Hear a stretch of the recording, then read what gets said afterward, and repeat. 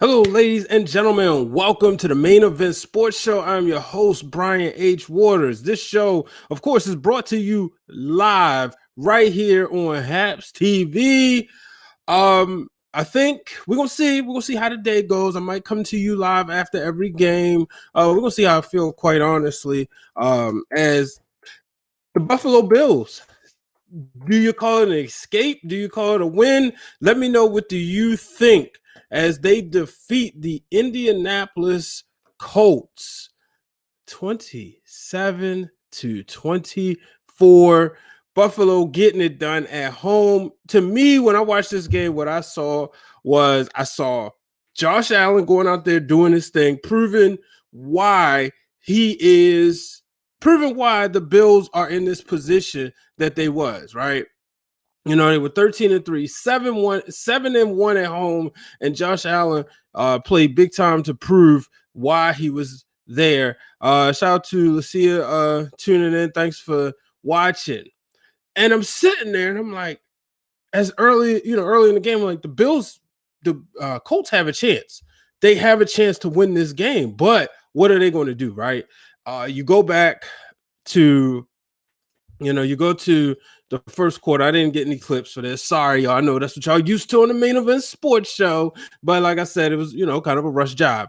But you go back to the first quarter, Buffalo, they jump, the Colts went up 3-0. Buffalo would then take the lead. Colts had a 10-7 lead and an opportunity. They was right there in the red zone, an opportunity to go up 17-7. On fourth down, the difference right here at the end of the game, they went for it, and Michael Pittman Jr. with a costly drop. So when he dropped the ball, that allowed pretty much the Bills to stay in it. They would then, they would have the lead at halftime, 14-10. But right there, I said, look, it's the playoffs. You got to take the points where you can. This is the road. There is no next week. It's win or go home. Thank you for the award. I appreciate that. There is no next week. You got to do that. And there was, quite a few drops from, and I don't know if I got the stats for drops, but I know Jonathan Taylor dropped a crucial pass that was like third, and he had a lot of open space, and I don't know if he was anticipating a hit or he was just thinking, you know what, I think I can make this move. And a lot of times I see with most of the time with running backs and some younger receivers, they anticipate their next move before they have the ball secured. So that's one thing right there. I'm just, I don't know, y'all. I ain't gonna lie. Like, I was rooting for the Colts. I predicted that on the A&B Sports Show last week. And there's Mike Patton listening. Mike, if you want to jump in, I'll send you the link. I'll send you the link, and then if you can, you just hop on in. He says Frank Reich made a rush decision with that 2-point conversion. Yeah, and look, folks, I know I say this all the time because I don't think a lot of people do. I play Madden. So where's the invite button? Did they change it? I play Madden. Not gonna say like, oh, I'm the greatest Madden player. But okay, my bad. It was Hines. I knew it was a running back though. I knew it was one of the running backs. And Mike Patton is going to join in here, so I'm going to go ahead and send him the link. But I know when I play Madden, I make mistakes. It's going to happen, right? But there are certain things you just can't do. I'm not getting paid millions of dollars to play Madden. Let's be real. I'm not getting paid millions of dollars to play Madden. I'm playing Madden for fun. I might go online and play. And there are times where, if I'm playing in a season mode, most people play season for stats. And there's Mike. Somebody put my headphones on so I can hear him. Most people play season for stats. So I may go for it on fourth down. Mike, thanks for joining, man. How you feeling? Feeling just fine. Actually, took a nap during some of this game. So, well, it was just I was talking about. You brought up the rush decision on that 2-point conversion. I thought it was too soon. It would have been a 7-point game. They was trying to make it a 6-point game. yeah, but Frank Reich's known for that, though. He's known for doing stuff like that makes you scratch your head and wonder what is he doing. Mm-hmm. Yeah, just getting cute at the wrong time. This is the playoffs. And then, like I said, a lot of opportunities. And then I thought they was gonna come back down. I gotta talk about this play. Wide receiver catches the ball, Pascal catches the ball, gets back up.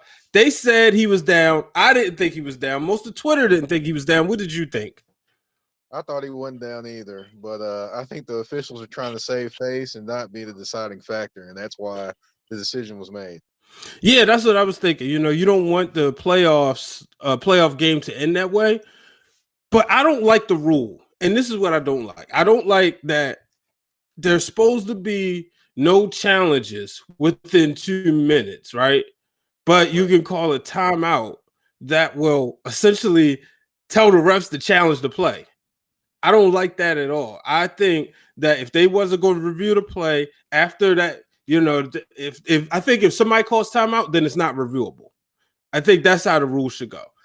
If Well, the ref, yeah, huh? you're right. That's how it should be. But of course, any coach and player is going to find a way to maneuver or obstruct that and make it Mhm. where it goes their way. Yeah, and I get it. I didn't like it at all. I'm like, why would y'all do that? It just don't it's cheating the system. But in this situation, they wasn't going to review the play. Don't review the play. Keep it going.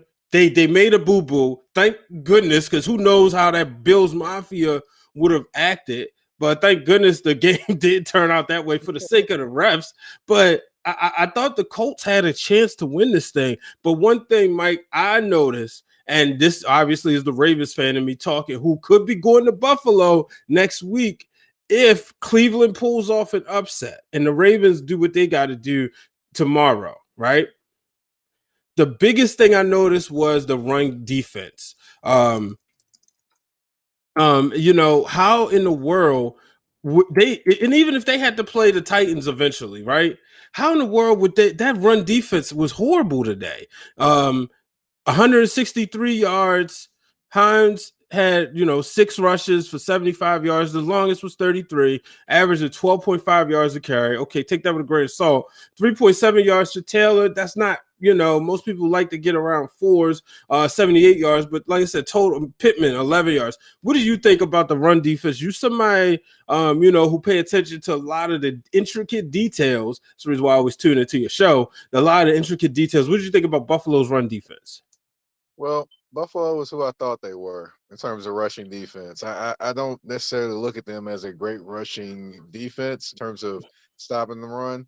Mhm. And they basically did what I thought they would do. The Colts have been better as as the season's gone on with running game, Jonathan Taylor and Naheem Hines, which what surprised me is Naheem Hines ripped off a few good runs, and usually it's the other way around, Jonathan Taylor does. But that surprised me. That didn't surprise me today. And if they have to face the Titans or the Ravens, there could be some trouble for the Bills, even though the Bills have an explosive offense with the with the passing game. They could have some trouble defensively, definitely. And then one thing, like we talked about, and when we previewed the Ravens Titans game, the thing that's going to be important is controlling the clock. And if the Ravens prove that they can control the clock when they want to, you can't be explosive. Josh Allen can't be explosive on the sideline if he can't get in the game. That's right.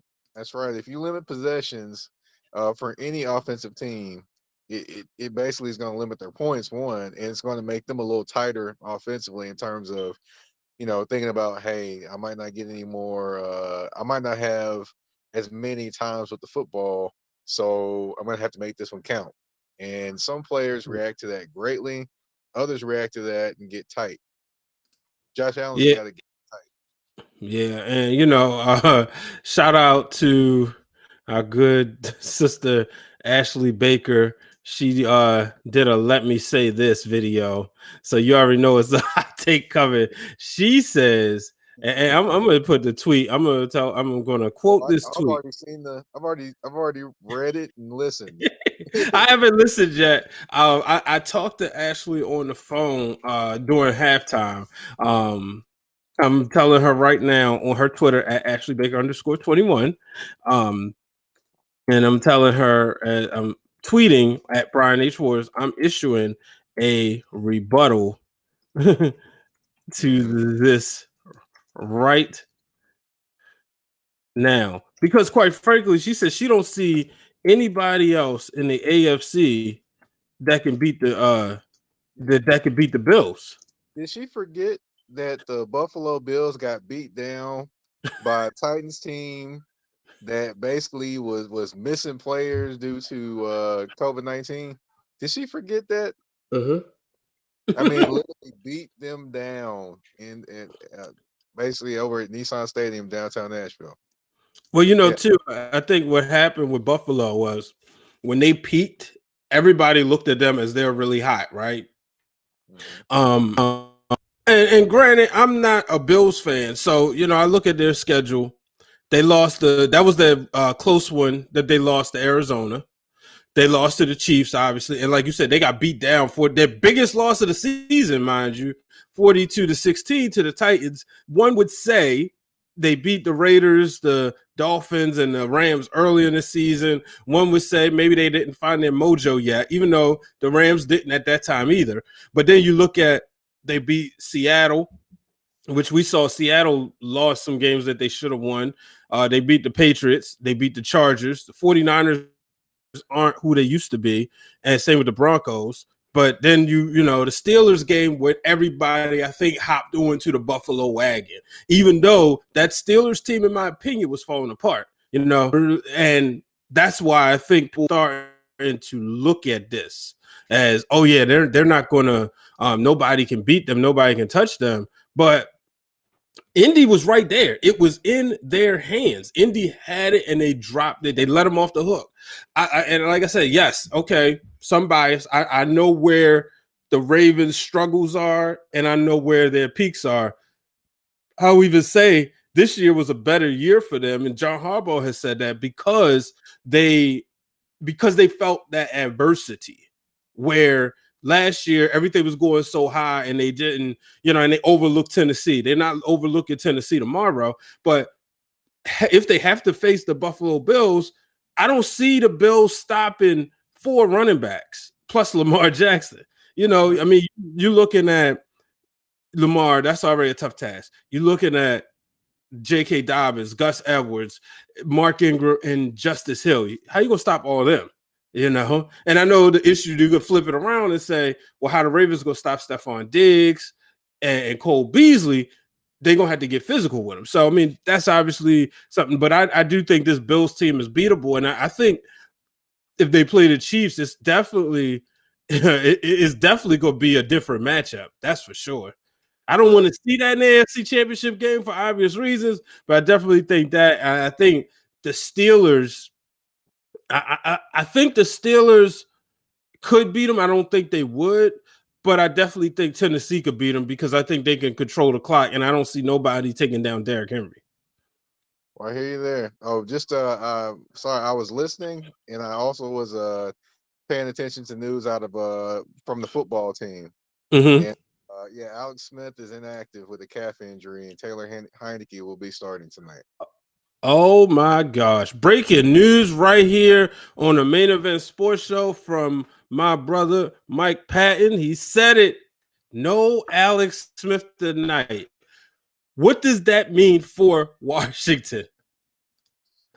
Oh boy, that means Antonio Gibson is going to be readily available. I think he should be at least readily available to catch short dump passes, and that the Washington football team defense is going to have to be superheroes, especially their front seven.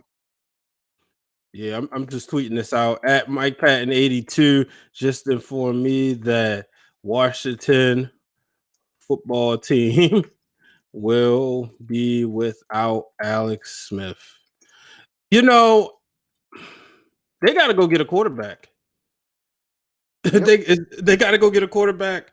Um, it's shout out to Ted Hicks. Appreciate you coming in. Shout out to Darius Montgomery, Uni 54, Mudik 300. That's my guy Darius, man. That's my guy. If you need any type of fashion advice, Okay. suits, thing like that, yeah, Darius got you. Darius He's is got the man. style. He definitely got style. Okay, and congratulations! Shout out to Happs. They pulling in these Facebook comments. Right, right. Oh, did I do something? Do you see everything normal? Because I think I clicked something. Now I'm looking at it. I'm looking at the comments. I see the comments coming through. Oh, okay, I was wondering if the video. All right, cool. Yeah, I think I clicked, but yeah, so the thing about Washington. I said this. Yeah, Alex Smith 6-1 since starting, right? Honestly, could be 7-0 if the you look at the coaching in that game with the Lions. It was something Ron Rivera did. Shout out to Glenn Thomas. He constantly reminds me something the Lions didn't. They I think it was an extra point or a ball they shouldn't have kicked it or something. Should have kicked the.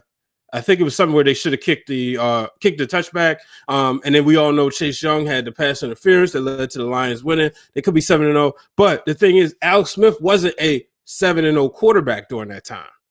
Right. You know, he was, in my opinion, he wasn't bad. He was manageable, but he made a lot of bad decisions. And Darius asked, was Haskins really that bad? Absolutely. Haskins Yeah. was.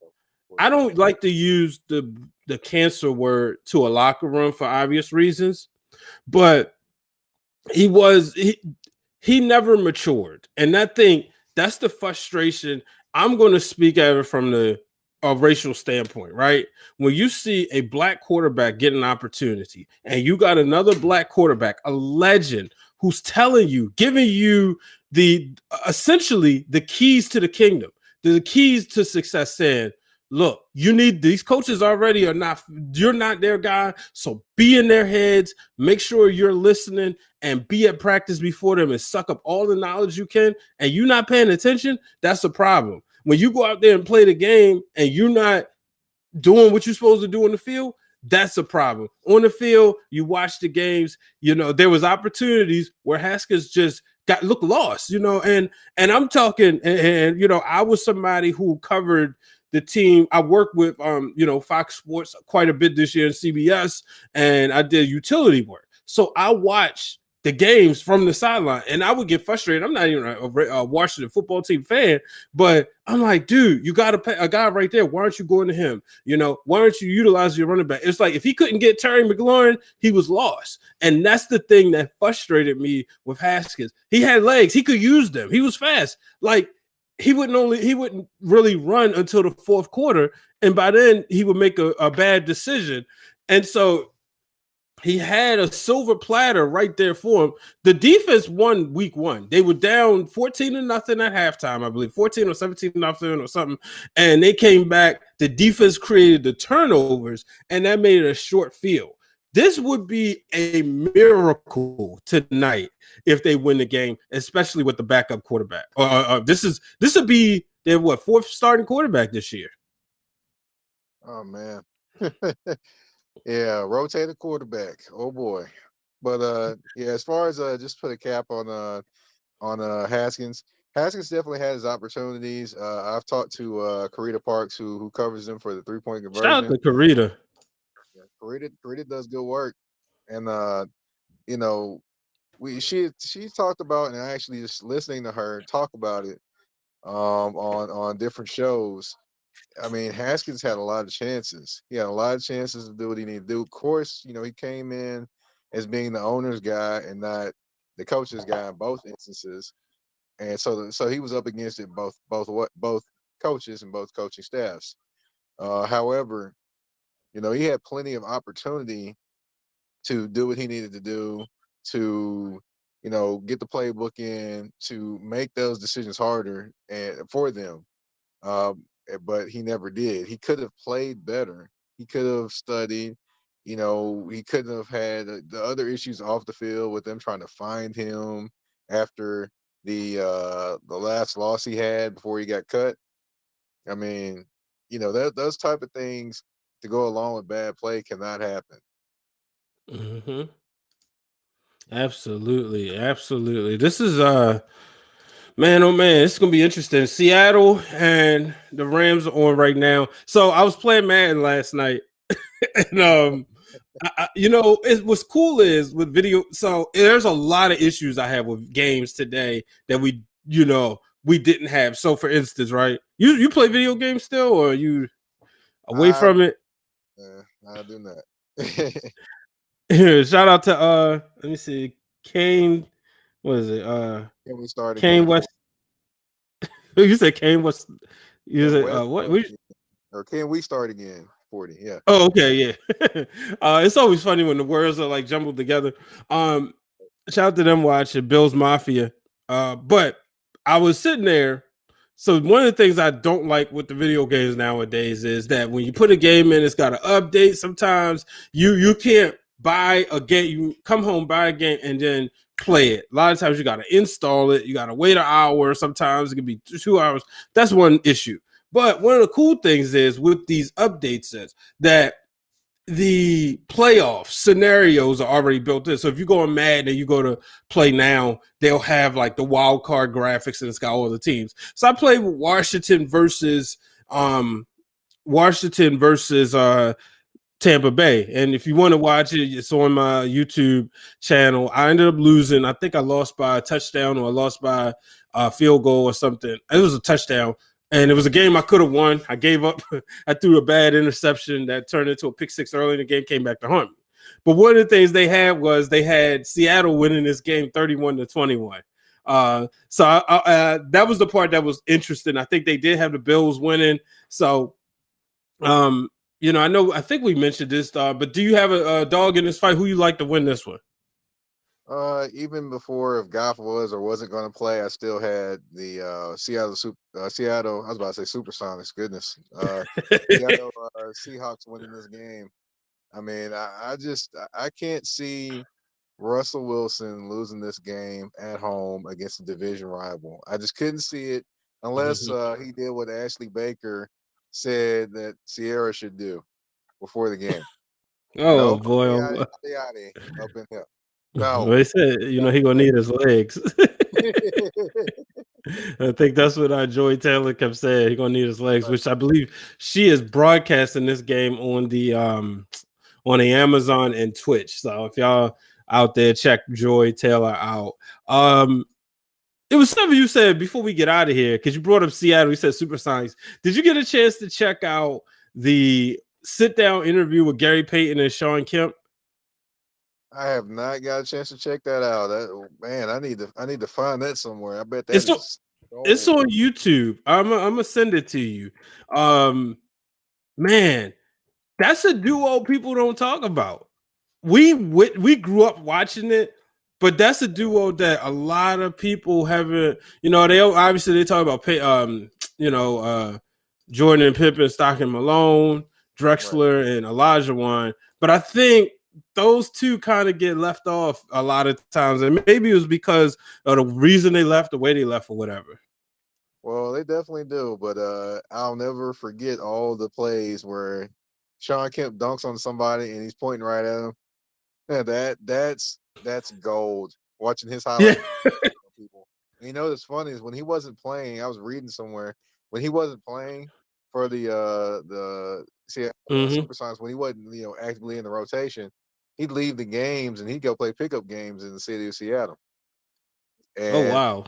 Eventually, they had to stop him from doing so because it was creating so many crowds and things like that. But yeah, he would go play pickup games in Seattle when he wasn't getting playing time. Yeah, I just DM'd you the link on Twitter. I think it's a 2-part. I might only watch one part to be honest with you. But yeah, check it out when you get a chance. It's really good. Like I said, I enjoyed it. I rooted against them. It was like everybody else. I was a Bulls fan by default. So, but it was still fun to see those two guys just sitting down having that conversation. It makes you wonder what could have been. And I think the NBA duos is something that's fun. I really hope the NBA TV can kind of keep this series going or stuff. I would obviously love to see one with Michael Jordan and Scottie Pippen. I don't think they ever do it, but I would love to see that.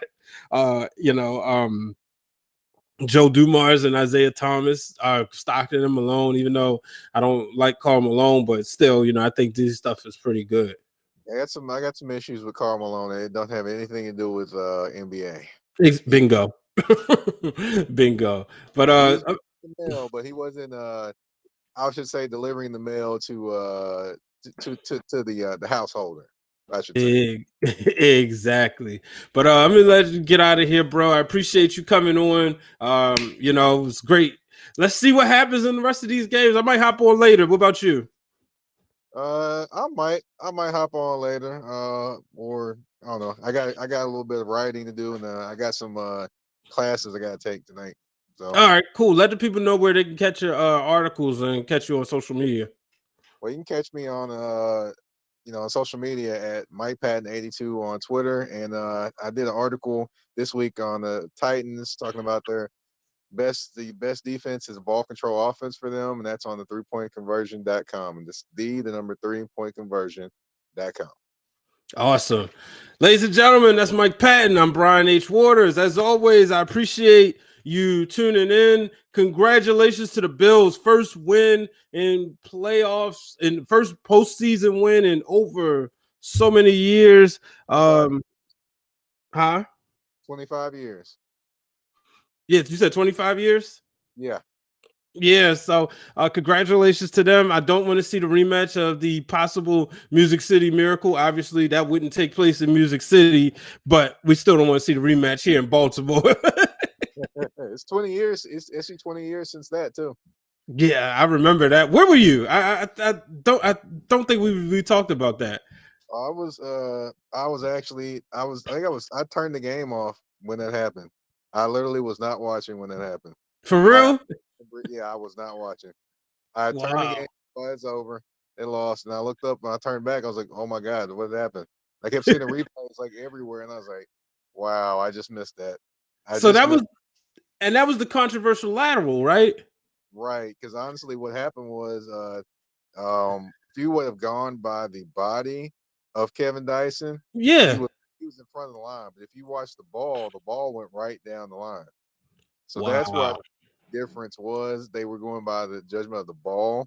And Mm-hmm. funny thing about Kevin Dyson now, he's actually a principal at a middle school around in Franklin, which is like Wow. not outside of yeah, he's a principal of a middle school outside Franklin. Yeah. Have you talked to him? Have you thought about getting him on the show? No, I haven't reached out to him yet, but I'll reach out to him, and definitely he's a what I can say about him is boy, oh boy, I got a funny story about playing flag football against him. So yeah. Got you. Yeah, I remember, I remember you brought that up the other day. But cool. All right, bro. Appreciate you tuning in and hopping on. Everybody, Brian H. Waters here. Follow me on all social media platforms and enjoy the rest of the games. Be safe. Hey, breaking news for you, man. Before Uh-oh. you let go, Walford is down and Jared Goff is warming up. Well, everything just happening right now. Let's get to football. Yo, catch us on Twitter. Catch us on Twitter. He's at Mike Patton 82. I'm at Brian H. Waters. So long.